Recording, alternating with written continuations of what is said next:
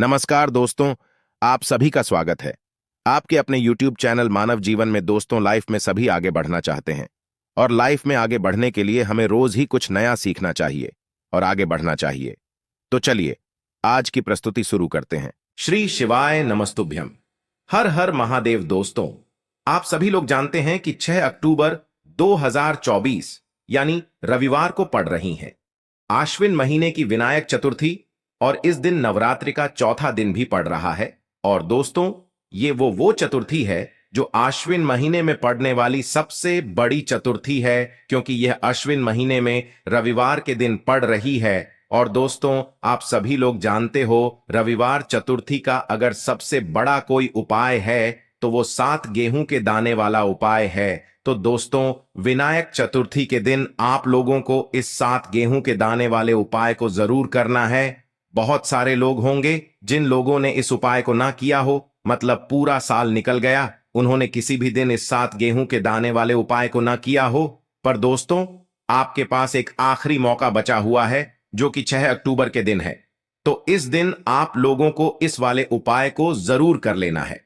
भले ही आपने पूरे साल भर इस उपाय को ना किया हो, पर अगर आपने इस अश्विन महीने की चतुर्थी तिथि के दिन अगर इस वाले उपाय को कर लिया तो आपको इस उपाय को करने का वो फल मिलेगा जिसकी आपने कभी कल्पना भी नहीं करी होगी। इसीलिए आप लोग इस वाले उपाय को एक बार जरूर कर लेना, ताकि आप लोगों के हाथ से यह मौका ना जा सके और आपको इस उपाय को करने का फल मिल सके। दोस्तों, यह उपाय पंडित जी ने अपनी अभी की ही शिव महापुराण की कथा में बताया है। जिस उपाय को आज हम आपको बहुत अच्छे से समझाने वाले हैं। इस वीडियो को देखने के बाद इस उपाय को समझने के लिए आपको कोई और वीडियो को देखने की जरूरत नहीं पड़ेगी। तो चलिए दोस्तों, उपाय को शुरू करते हैं। देखिए, ये इस अश्विन महीने के रविवार चतुर्थी के दिन यह इतना खास होता है, इतना महत्वपूर्ण होता है। देखा गया है, कभी कभी बड़े बड़े पूजा पाठ अनुष्ठान से जो मनोकामना पूर्ण नहीं होते, वो नवरात्रि महीने के दिन एक छोटे से उपाय करने से ही आपकी मनोकामना पूर्ण हो जाती है। और बहुत सारे लोगों ने इस उपाय को किया भी है और उनको इस उपाय को करने का फल भी जरूर मिला है। अगर आप लोग भी इस उपाय को करना चाहते हैं तो आप इस उपाय को पहले अच्छे से समझ लेना, सुन लेना, उसके बाद करना। आपको इस उपाय का फल जरूर मिलेगा और इस उपाय को कर लेने से आपके घर में चाहे किसी भी प्रकार की दुख और समस्या क्यों ना चल रही हो, आपको उसका कारण भी नहीं पता है कि भाई यह समस्या किस कारण से चल रही है। उसका कुछ भी कारण हो सकता है, जैसे पितृदोष हो सकता है या किसी भी तरह का मंगल दोष भी हो सकता है। तो इस दिन आप लोगों को यह वाला उपाय कर लेना है। यह एक ऐसा उपाय है जिस उपाय को अगर किसी विशेष दिन पर किया जाए तो भाई उस विशेष दिन का जो है वह तो हमें मिलता ही मिलता है। पर हमने उस दिन पर इस 7 गेहूं के दाने वाले उपाय को किया है तो हमें उससे भी बड़ा फल मिलता है, और फल बहुत जल्दी मिलता है, क्योंकि आप इस उपाय को बहुत ही बड़े और विशेष दिन पर कर रहे हो। तो चलिए अब उपाय के बारे में बात करते हैं, लेकिन उससे पहले आप लोगों को यह जानना आवश्यक है कि आखिर यह उपाय किस समय करना है, किसको करना है और कैसे करना है। तो चलिए हम आगे आपको वीडियो में एक एक करके बता देते हैं। लेकिन उससे पहले अगर आप लोग हमारे चैनल पर नए हैं तो हमारे चैनल को सब्सक्राइब कर लेना और इस वीडियो को लाइक करके कमेंट बॉक्स में श्री शिवाय नमस्तुभ्यम, ओम नम शिवाय जरूर टाइप कर देना। तो दोस्तों, इस 7 गेहूं के दाने वाले उपाय को हमें इस रविवार विनायक चतुर्थी के दिन कैसे करना है, किसको करना है, किस समय करना है और कहां पर करना है, ये सारे सवालों के जवाब आपको इस वीडियो में मिल जाएंगे। और जो ये वीडियो देखेगा भाई, उसको 7 गेहूं के दाने वाला उपाय जरूर करना चाहिए, क्योंकि इस दिन एक गेहूं के दाने का भी बहुत ही बड़ा और विशेष महत्व होता है। और जब बात आ जाए 7 गेहूं के दाने की, तो ये सोने पे सुहागा वाली बात हो जाती है और ये एक बहुत ही बड़ा उपाय हो जाता है इस रविवार विनायक चतुर्थी का। तो अब दोस्तों, इस 7 गेहूं के दाने वाले उपाय को आखिर करना किसको है, सबसे पहले हम लोग वो बात जान लेते हैं। तो देखो, घर की जो बड़ी माताएं बहनें होती हैं, उन माताओं बहनों में से कोई भी एक बड़ी माता बहन इस वाले उपाय को कर सकती है। और दोस्तों, अगर आप चाहे तो अपने घर में से सभी सदस्यों को भी इस उपाय को करवा सकते हैं। अगर किसी व्यक्ति की खुद की कोई मनोकामना है, खुद की कोई दुख और परेशानी है, जो कि वह अपने लिए ही करना चाहता है। इस वाले उपाय को तो वह खुद अपने लिए भी कर सकता है। बाकी अगर कोई घर में से ऐसा है जो कि अपने पूरे घर परिवार की सुख और शांति के लिए यह वाला उपाय करना चाहता है, तो भाई वह भी कर सकता है। उसमें भी कोई दिक्कत वाली बात नहीं है। कहने का मतलब यह है कि इस उपाय को हर एक सदस्य भी कर सकता है और पूरे घर परिवार के सदस्य के लिए घर की बड़ी माताओं बहनों में से कोई एक माता बहन भी कर सकती है। माताएं बहनें अगर घर में उपस्थित ना हो या वह यह वाला उपाय ना कर पा रही हो, तो फिर घर का कोई बड़ा सदस्य भी इस गेहूं के दाने वाले उपाय को कर सकता है, चाहे फिर वह पुरुष ही क्यों ना हो।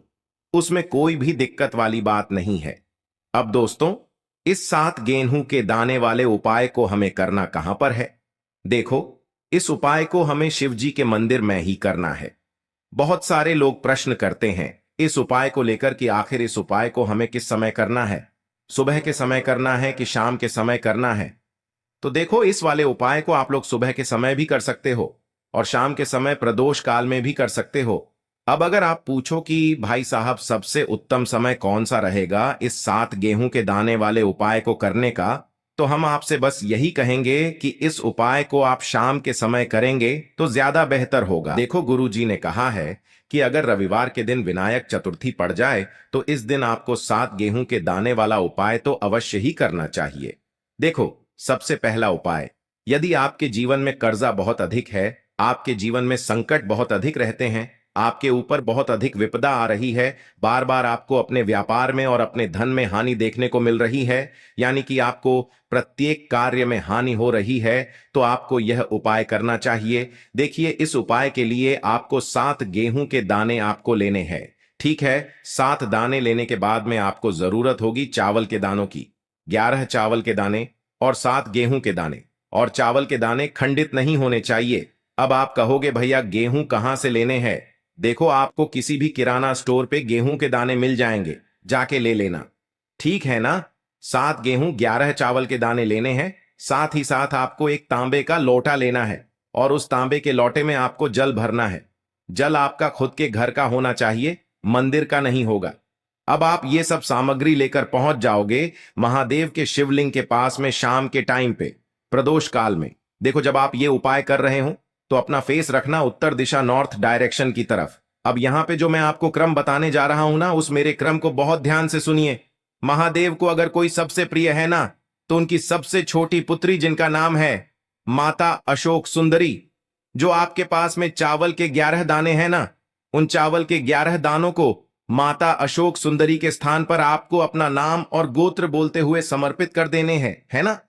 चावल के दानों को रखने के बाद में जो आपके पास में तांबे का लौटा है ना, उस तांबे के लौटे को कहीं पे भी हम जल नहीं चढ़ेंगे। सिर्फ और सिर्फ माता पार्वती का जो हस्त कमल आपको दिख रहा है, यहीं पे गोल गोल आपको समर्पित करना है उसी जल को, और कहीं नहीं।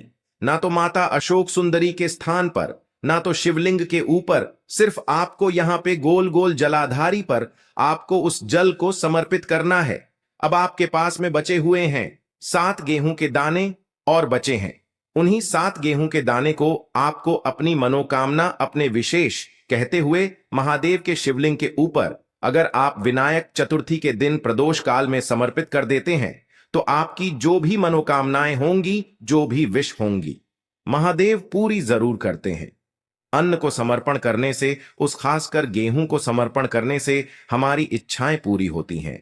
और अगर वो दिन चतुर्थी का दिन हो, तब तो इससे सुंदर संयोग कुछ भी नहीं हो सकता। आपकी इच्छाओं को पूरा करने के लिए बहुत स्पेशल, बहुत प्यारा सा उपाय आप सभी को जरूर करना है। ध्यान में रखिएगा, यह उपाय प्रदोष काल में करना है। देखो, गुरुजी ने कहा है भगवान शिव के शिवलिंग पर 33 कोटि देवी देवताओं का वास होता है। अगर हम शिवलिंग के सामने कुछ भी उपाय करते हैं तो हमारे सभी देवी देवता हमसे खुश हो जाते हैं। ये उपाय आपको अवश्य करना है। देखो, सुबह के टाइम नहीं कर सकते, ठीक है? अब बात करते हैं अगले उपाय की। देखिए, इसके लिए आपको क्या करना है, एक काली मिर्च लेनी है। देखो, ध्यान से समझना, एक काली मिर्च लेनी है और ध्यान देना है कि काली मिर्च कहीं से भी खंडित नहीं होनी चाहिए। फिर इसके बाद आपको लेना है एक गोल बाती का दीपक। देखिए, दीपक आप चाहे तो माटी का ले ले, और यदि आपके पास माटी का दीपक नहीं है तो आप यह दीपक शुद्ध आटा लगा करके एक दीपक बना सकते हैं। बस आपको ध्यान देना है कि उस आटे में आपको नमक या हल्दी का प्रयोग नहीं करना है। ठीक है, तो आप एक बढ़िया सा दीपक बना लें और उस दीपक में गोल बाती लगा करके उस दीपक में आपको घी भरना है। देखो, गाय का शुद्ध घी आपको उस दीपक में भरना है। अब क्या करना है, आपको इन दोनों चीजों को लेकर चले जाना है। बेलपत्र के पेड़ के पास देखिए। देखो, गुरुजी ने अपनी अभी की शिव महापुराण कथा में भी बताया था, जो भी व्यक्ति प्रदोष काल में जो भी एक दीपक प्रज्वलित कर देता है, उसके घर पर धन की कमी नहीं हो सकती। देखो, यदि आपके घर के आसपास कहीं बेलपत्र का पेड़ नहीं है या घर से काफी दूर पड़ता है और आप जा नहीं सकते, तो आगे हम ये भी बताएंगे कि कैसे इस उपाय को करना है। अगर बेलपत्र वृक्ष ना हो तो देखो, अब आपको प्रदोष काल में इन दोनों चीजों को लेकर चले जाए बेलपत्र के पेड़ के पास में। अब क्या करना है, सबसे पहले आपको उत्तर दिशा की ओर मुंह करके आपको खड़े हो जाना है और जो आप दीपक लेकर गए हैं उससे आपको बेलपत्र की जड़ में प्रज्वलित करना है। दीपक प्रज्वलित करने के बाद आपको एक काली मिर्च अपनी हथेली पर रखना है और बेलपत्र के पेड़ का आपको 5 बार परिक्रमा लगा लेना है। और यदि आप परिक्रमा बेलपत्र के पेड़ का नहीं लगा सकते हैं तो आपको दीपक को चारों ओर कुछ इस तरह से क्लॉकवाइज 5 बार घुमा देना है, मतलब आरती करना है। और घुमाने के बाद आपको उसी काली मिर्च को दीपक में डाल देना है और वहीं पर बैठकर हाथ जोड़ करके आंख बंद करके आपको जो भी आपके जीवन में समस्याएं हैं, घर से लक्ष्मी जी का निवास नहीं है, घर में लक्ष्मी जी प्रवेश नहीं कर रही है, और भी जीवन में जो भी समस्याएं हैं, तो उस समय आपको विनती करनी है। ठीक है। अब इसके बाद यदि आपके घर के आसपास कहीं बेलपत्री का पेड़ नहीं है तो आपको इन सब चीजों को लेकर चले जाना है शंकर जी के मंदिर में। और शिव जी के मंदिर पहुंचकर आपको क्या करना है, आपको इसी एक दीपक को आपको शंकर जी के मंदिर की जो चौखट होती है ना, वहां पर आपको इस दीपक को जलाना है। और दीपक जलाते समय आपका मुख उत्तर दिशा की ओर होना चाहिए। दीपक जलाने के बाद आपको क्या करना है, एक काली मिर्च अपनी हथेली पर रखना है और आपके जीवन में जो भी समस्याएं हैं, चाहे वो समस्या परिवार को लेकर हो या फिर धन को लेकर हो, वो अपनी वह समस्या बोलनी है। और बोलने के बाद आप उसी काली मिर्च को दीपक में डाल देना है और आपकी कामना पूर्ण हो जाए, घर में लक्ष्मी जी का निवास हो, ऐसी कामना आपको कर लेनी है। देखिए, शंकर जी की मंदिर की जो चौखट होती है ना, उसमें 33 कोटि देवी देवता निवास करते हैं। यदि आप वहां पर दीपक जलाते हैं तो इससे भगवान शिव तो प्रसन्न होते ही है, साथ ही आपको 33 कोटि देवी देवताओं का आशीर्वाद प्राप्त होता है और वह सभी प्रसन्न होते हैं जिनकी आशीर्वाद से आपकी कामना 100% पूरी होती है। तो आप ये उपाय जरूर करिएगा। आप बहुत ही छोटा सा उपाय है, करके देखिएगा। देखिए, अब हम जान लेते हैं गुरु जी द्वारा बताए गए दूसरे उपाय के बारे में। इस उपाय के लिए आपको मात्र 2 लौंग लेनी होगी, यानी कि आपको लौंग का जोड़ा लेना है। 2 फूल वाली आपको लौंग लेनी है। लौंग का जोड़ा कहीं से भी खंडित नहीं होना चाहिए, इस बात का ध्यान रखें। इसी के साथ में आपको लेना होगा लाल चंदन का पाउडर। देखिए, यदि आपके पास लाल चंदन की लकड़ी है तो उसे घिसकर भी आप चंदन के रूप में प्रयोग कर सकते हैं। यदि पाउडर है तो उसका भी आप अपने उपाय के लिए प्रयोग कर सकते हैं। देखिए, चंदन जो है वो तेज का प्रतीक माना गया है और साथ ही साथ जीवन के अंधकार को दूर करने का प्रतीक माना गया है। अब इसी के साथ में आपको मात्र एक तांबे के पात्र के अंदर शुद्ध जल लेना होगा अपने घर से। अब दोस्तों, ये तीनों सामग्री लेकर के सीधे आपको पहुंच जाना होगा भगवान शिव के मंदिर में। देखिए, इसी के साथ में आपको एक गोल बाती का दीपक भी लेना होगा। दीपक आप मिट्टी का भी ले सकते हैं, शुद्ध घाटा मढ़कर उसका भी तैयार कर सकते हैं। और दीपक में आपको शुद्ध घी का प्रयोग करना है। लेकिन जैसे ही आप इन सभी सामग्रियों को मंदिर में लेकर के पहुंचेंगे, मंदिर में जैसे ही आप चौखट के वहां पर पहुंचेंगे तो मंदिर की चौखट के सीधे तरफ आप जो अपने साथ एक गोल बाती का दीपक लेकर के आए हैं, उसे आपको सबसे पहले तो प्रज्वलित कर देना है। यानी कि जैसे ही आप मंदिर की चौखट के वहां पर प्रवेश करते हैं तो उसके सीधे तरफ आपको ये गोल बाती का दीपक प्रज्वलित कर देना है। अब देखिए, जैसे ही आप यह दीपक प्रज्वलित करेंगे तो आपकी जो भी मनोकामना है उससे आपको बोल देना है। आप इस दीपक को इस प्रकार से प्रज्वलित करने के बाद इन सभी सामग्रियों को आपको शिवलिंग के पास में लेकर पहुंच जाना है। अब देखिए दोस्तों, आपके पास जो एक तांबे के पात्र के अंदर शुद्ध जल है, उसमें से आपको केवल आधा लोटा जल ही भगवान शिव के शिवलिंग पर अर्पित करना है। आधा लोटा जल आपको उसी पत्र के अंदर बचा लेना है। अब दोस्तों, आपके पास जो दो लौंग हैं, यानी कि लोग का जोड़ा है, उससे आपको अपना नाम और अपने गोत्र को बोलते हुए आपकी जो भी समस्या चल रही है, आपके जीवन में जो भी परेशानी उत्पन्न हो रही है, उन्हें आपको बोल देना है। और ये जो लौंग का जोड़ा है, इसे आपको भगवान शिव के शिवलिंग पर अर्पित कर देना है। जैसे आप ये दो लौंग शिवलिंग पर चढ़ाएंगे, तो अपना हाथ जो है वहां पर आपको रखना है और महादेव से आपको प्रार्थना करनी है कि मेरे जीवन की ये जो परेशानियां हैं, ये सभी दूर हो जाएं। यानी कि आपके जीवन में धन की संबंधित परेशानी चल रही है, कर्ज की समस्या चल रही है, बच्चों का पढ़ाई लिखाई में मन नहीं लग पा रहा है, घर के जो आर्थिक संकट है वह सभी दूर हो, व्यापार आपका ढंग से नहीं चल पा रहा है, घर में रोग की स्थिति बनी हुई है, यानी कि जिस भी प्रकार की आपकी समस्याएं हैं, उसे आपको महादेव से बोल देना है और महादेव से इन सभी समस्याओं को दूर करने के लिए आपको प्रार्थना कर लेनी है। अब देखिए दोस्तों, आपने जो दो लौंग शिवलिंग पर समर्पित की थी, उससे आपको वहां से उठा लेना है और इन दोनों लौंग को आपको शिवलिंग से उठा करके सीधे उससे जल के पात्र के अंदर डाल देना है। यानी कि अपने आधा लोटा जल और बचाया हुआ था, उसी के अंदर आपको ये दो लौंग डाल देनी है। और साथ में आप जो लाल चंदन लेकर के आए थे, उस लाल चंदन को भी आपको उसी पात्र के अंदर डाल देना है। यानी कि आधा लोटा जल और बचा हुआ है, तो उसी आधे लोटे जल के अंदर आपको ये लाल चंदन भी डाल देना है। अब देखिए, इस आधे लोटे जल में है, जिसमें अपने दो लौंग डाली है, लाल चंदन डाला है, उसे सीधे लेकर के आपको पहुंचना है बेलपत्र के वृक्ष के वहां पर। देखिए, बेलपत्र का वृक्ष यदि आपके घर पर है तो वहां पर आपको आ जाना है। आपके घर के आसपास कहीं भी है तो वहां पर आपको पहुंच जाना है। और उसके बाद आपका जो मुख है वह उत्तर दिशा की ओर होना चाहिए। और उसके बाद आपको अपना नाम और अपनी गोत्र को बोलना है और पुनः अपने जो भी परेशानियां शिवलिंग के पास में बोली थी, उन्हें आपको वापस से बेलपत्र के वहां पर भी बोल देनी है।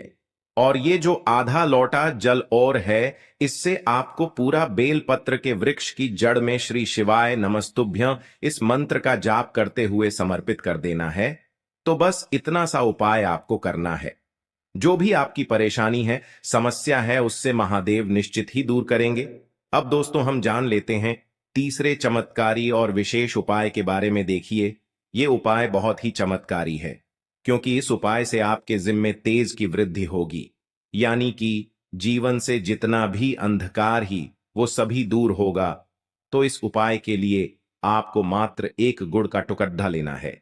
गुड़ का टुकड़ा आपके जीवन में तेज की वृद्धि करता है और साथ ही साथ आपके जीवन से जो अंधकार है उसे दूर करता है।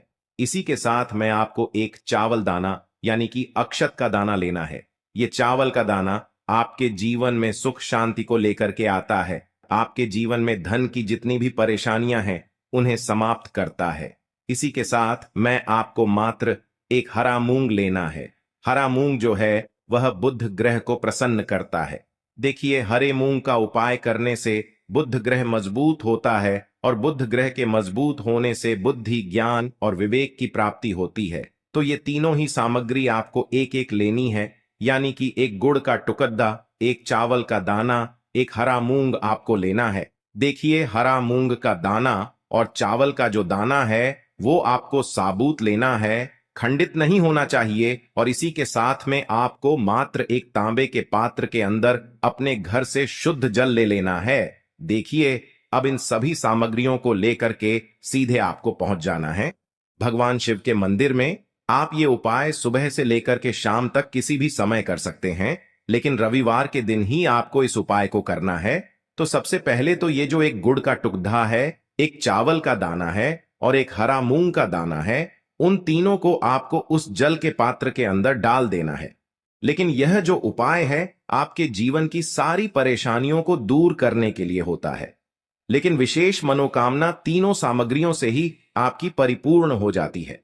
देखिए, यदि आपके जीवन तेज होगा तो सभी आपसे वार्तालाप करेंगे, सभी आपसे बात करेंगे और आपका जो मान सम्मान है वह बढ़ता है। और चावल का जो दाना है वह धन में वृद्धि करता है, मन की शांति के लिए होता है। और हरा मूंग जो है वो बुद्धि, ज्ञान और विवेक की प्राप्ति के लिए होता है। अब देखिए, यह जो एक पात्र है, इससे आपको भगवान शिव के शिवलिंग पर धीरे धीरे अर्पित कर देना है। श्री शिवाय नमस्तुभ्यम इस मंत्र का जाप करते हुए और तुम रुकेश्वर महादेव का मन में स्मरण करते हुए। लेकिन तुम रुकेश्वर महादेव का स्मरण करने से यह जो उपाय है और अधिक प्रभावशाली हो जाता है। तो तुम रुकेश्वर महादेव का स्मरण करते हुए यह उपाय करने से आपके जीवन में जो भी अशांति है वह सभी दूर हो जाएगी। तो इस प्रकार से आपको ये सुंदर सा उपाय कर लेना है। तो में हमने आपको रविवार के दिन किए जाने वाले 3 बहुत ही सुंदर से उपाय बताए हैं। जो भी आपके लिए उचित है, सरल है, उसे आप कर सकते हैं। आज के लिए बस इतना ही इस वीडियो में दी गई जानकारी। अगर आपको अच्छी लगी हो तो प्लीज हमारे चैनल मानव जीवन को सब्सक्राइब करें, लाइक करें और हमारे वीडियो में अंत तक बने रहने के लिए धन्यवाद।